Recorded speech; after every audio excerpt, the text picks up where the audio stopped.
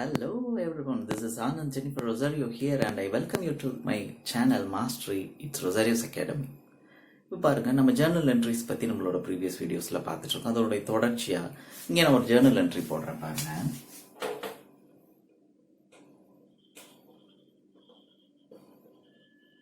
Machinery purchased from Raj of rupees 20,000. Machinery purchased from Raj of rupees 20,000. As soon as we come across this kind of transaction, இது எப்போ நடக்குது? ஒரு 7th வச்சுக்கலாம். 7th April 2020. Okay, so machinery purchased from Raj of rupees 20,000. இது first நம்ம whenever we come across such a kind of transaction, we should identify, we should determine whether it belongs to cash transaction or credit transaction. இப்போ இந்த இடத்துல பாருங்க, machinery purchased from Raj of rupees 20,000. purchase அப்படின்னு வரும்பொழுதே ஒரு purchase transactionல வந்து cash அப்படிங்கிற ஒரு வார்த்தை, cash or bank அப்படிங்கிற ஒரு வார்த்தை இல்லை அப்படின்னா then we have to treat that transaction as a credit transaction. So இப்போ இங்கே வந்து பார்த்தீங்கன்னா machinery purchased from Raj of rupees 20,000 on 7th of April 2020 அப்படிங்கிறது ஒரு credit transaction.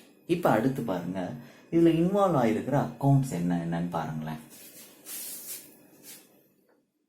machinery account, purchase account, Raj account. நிறைய பேர் பண்ற தப்பு என்னன்னா, பர்ச்சேஸ்ட் மிஷினரி அப்படின்னு ஒன்று இதுல இன்வால்வ் ஆகிருக்கிற அக்கௌண்ட் என்ன அப்படின்னு பார்க்கும்போது பர்ச்சேஸ் அக்கௌண்ட் அப்படின்னு சொல்லிடுவாங்க. ஓகேவா? பர்ச்சேஸ் அப்படிங்கிறது எப்ப நம்ம போடுவோம்னா, ஒரு பர்டிகுலர் குட்ஸை ஒரு ட்ரேட் பண்றதுக்கோ இல்லை வந்து பார்த்தீங்கன்னா ஒரு பர்டிகுலர் குட்ஸை வாங்கி நம்ம ஏதாவது நம்மளுடைய மேனுஃபேக்சரிங்ல ஒரு ரா மெட்டீரியலாக நம்ம பயன்படுத்துறதுக்கோ அந்த குட்ஸை நம்ம வாங்கும் பொழுது அதை கலெக்டிவாக நம்ம வந்து பர்ச்சேஸ் அக்கௌண்ட் அப்படின்னு சொல்றோம். ஓகேவா? அதுக்குள்ள அந்த குட்ஸ் இருக்கு, அந்த குட்ஸை பர்ச்சேஸ் பண்ணிருக்கோம், அதனால அது ஸ்டாக் வேல்யூட ஆட் ஆகுறதுனால அதை பர்ச்சேஸ் அக்கௌண்ட் அப்படின்னு நம்ம ட்ரீட் பண்றோம். பட் மெஷினரி அப்படின்னு வரும்பொழுது பாத்தீங்கன்னா, அந்த மெஷினரி அவங்க பர்ச்சேஸ் பண்றது எதுக்கு அப்படின்னா கம்பெனியோடைய ப்ரொடக்ஷன் பர்பஸ்க்கு. It is treated as an asset. ஒரு அசெட்டா வந்து அவங்க வாங்குறாங்க, ஒரு ஃபிக்ஸட் அசெட்டா வாங்குறாங்க. ஸோ இப்படி ஒரு ஃபிக்ஸட் அசெட்டா வாங்கும்போது நான் ஏற்கனவே சொன்னேன், ரியல் அக்கௌண்ட்ல கம்பெனிக்கு சொந்தமான சொத்துக்களை பத்தி நம்ம சொல்றோம்.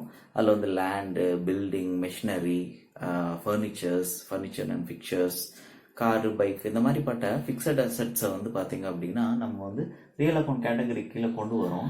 அப்போ அந்த வகையில் இந்த மெஷினரி அக்கௌண்ட்டை நம்ம வந்து பாத்தீங்கன்னா தனியா இண்டிவிஜுவல் நேம்ல மெஷினரி அப்படிங்கிற ஒரு நேம்லயே நம்ம என்ன பண்ணணும், அக்கௌண்ட் பண்ணணும். நிறைய பேர் பண்ற தவறு என்ன அப்படின்னா, அதை பர்ச்சேஸ் அக்கௌண்ட் அப்படிங்கிற கேட்டகரியில அதை சேர்த்துருவாங்க. ஓகேவா? ஸோ இதுல இன்வால்வ் ஆகிருக்கிற அக்கௌண்ட் என்னது, மெஷினரி பர்ச்சேஸ் அப்படின்னாலே போத் ஆர் சேம். நான் ஏன் உங்களுக்கு இதை எழுதுனேன் அப்படின்னா, நிறைய பேர் அந்த பர்ச்சேஸ்ங்கிற வேர்டு வந்தோன்னா பர்ச்சேஸ் அக்கௌண்ட் எழுதிடுவாங்க. ஓகே, இந்த டிரான்சாக்ஷன் எப்படி அதுல இருந்து டிஃபர் ஆகுது? Even though we find the word of purchase, we should not use this account. So instead of that only we are using machinery account. Is it clear?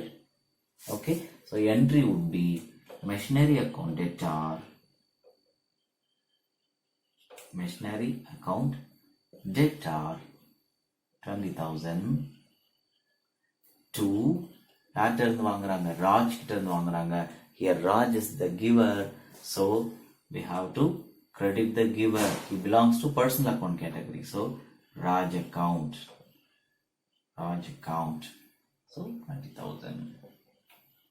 So instead of debiting the purchase account, we are debiting the machinery account. Okay, since machinery is a fixed asset, we have to account that machinery in its name itself instead of the purchase. நான் ஏற்கனவே நம்ம நிறைய டிரான்சாக்ஷனை discuss பண்ணும்பொழுது purchase அப்படிங்கிற ஒரு word இருக்கும்போது purchase account போட்டதுனால இங்கே நான் உங்களுக்கு பிகினிங் டே டைம்ல அதை நான் போட்டேன். ஆனால் நம்ம பர்ச்சேஸுங்கிற வேர்டை வந்து நம்ம இங்கே யூஸ் பண்ணக்கூடாது.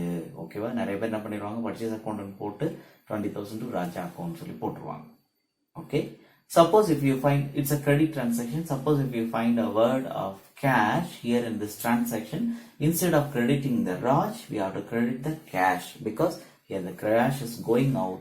Since cash belongs to the real account category, debit what comes in and credit what goes out. Here cash is going out, so since the cash is going out, we have to credit the cash instead of Raj. So இது வந்து பாத்தீங்கன்னா என்னது, இங்க வந்து இது credit டிரான்சாக்ஷனா இருக்கிறதுனால நம்ம ராஜ் இங்க என்ன பண்றோம், கிரெடிட் பண்றோம். That is how we have to treat the assets.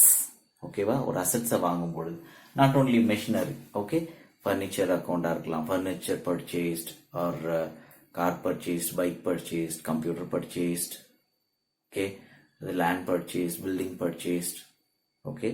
So even though we find a word of purchase, we should not account it in the purchase account with the name of purchase, okay. Instead of that, we have to make it in the asset name itself. I hope you have understood. Thank you very much for watching.